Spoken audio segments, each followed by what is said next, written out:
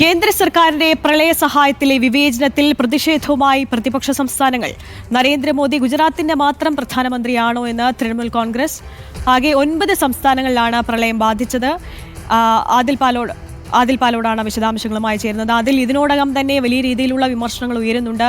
ഈ ഫണ്ട് അനുവദിച്ചിരിക്കുന്നത് ഈ BJP ഭരിക്കുന്ന സംസ്ഥാനങ്ങളിൽ എന്നുള്ളത് തന്നെ ഉയർത്തിപ്പിടിച്ചുകൊണ്ടുള്ള ആരോപണങ്ങൾ തന്നെയാണ് പ്രതിപക്ഷം ഉൾപ്പെടെ ഉന്നയിക്കുന്നത്. എന്താണ് കൂടുതൽ വിവരങ്ങൾ?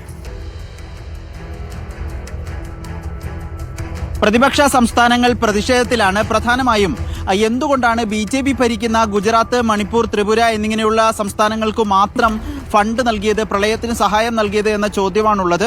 പ്രധാനമായും 675 കോടി രൂപയാണ് കഴിഞ്ഞ ദിവസം അനുവദിച്ചത്. ഇതിൽ 600 കോടി രൂപ ഗുജറാത്തിനും 50 കോടി രൂപ മണിപ്പൂരിനും 25 കോടി രൂപ ത്രിപുരയ്ക്കുമാണ് നൽകിയത്.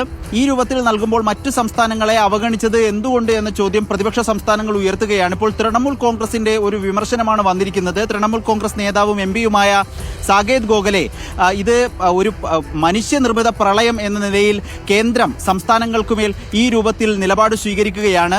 ഒരു അപമാനിക്കുന്ന രൂപത്തിൽ അല്ലെങ്കിൽ നാണം കെട്ട രൂപത്തിലുള്ള ഒരു വിവേചനമാണ് ഈ കാണിക്കുന്നത് എന്ന വിമർശനം കൂടി ഉന്നയിക്കുന്നു. പ്രധാനമന്ത്രി എല്ലാ സംസ്ഥാനങ്ങളുടെയും പ്രധാനമന്ത്രിയാണ്, അല്ലാതെ ഗുജറാത്തിന്റെ മാത്രം പ്രധാനമന്ത്രിയല്ല എന്ന വിമർശനവുമുണ്ട്.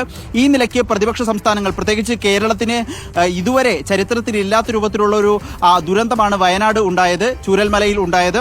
പക്ഷേ ഇതുവരെ ഒരു നിലപാടിലേക്ക് കേന്ദ്ര സർക്കാർ എത്തിയിട്ടില്ല എന്നുള്ളതാണ്. 9 സംസ്ഥാനങ്ങളിലാണ് ആകെ പ്രളയക്കെടുതികൾ ബാധിച്ചത്. ഇതിൽ 3 സംസ്ഥാനങ്ങൾക്ക് മാത്രം, അതും BJP ഭരിക്കുന്ന സംസ്ഥാനങ്ങൾക്ക് മാത്രമായി ഫണ്ട് അനുവദിക്കുന്നത്, സഹായം അനുവദിക്കുന്നത് ഒരിക്കലും അംഗീകരിക്കാൻ കഴിയില്ല എന്നതാണ് പ്രതിപക്ഷ സംസ്ഥാനങ്ങളുടെ, കേരളമടക്കമുള്ള സംസ്ഥാനങ്ങളുടെ നിലപാട്.